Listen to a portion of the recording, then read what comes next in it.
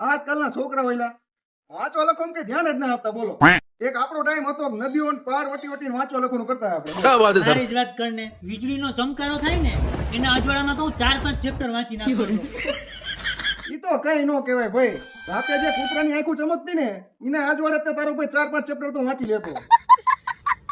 ઈ તો કઈ નથી. ટીવી ના રિમોટ ના પ્રકાશે 8-8 9-9 ચેપ્ટર પૂરા કરે. ભાઈ હું બહુ ખતરનાક હતો.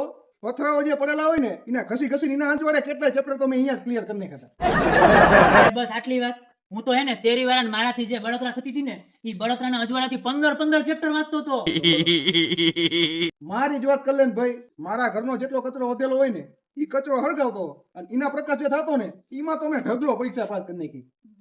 પણ તે એક ભૂલ કરી નાખી અને ભણવાની એટલી જ ધગસ હતી તો એક મીણબત્તી લઈ લેવાય ને. મારું શું કે તને એટલી બધી ભણવાની ધગસ હતી તો તારે દિવસમાં વાંચી લેવાય ને. અને તું શું દાંત કાઢે છે તારી તમને ખબર જ છે કે તું અભણ અંગૂઠા સાપ આટલા ઊંચો થયો હવે. ઈને જ દાંત આવે, બોલો.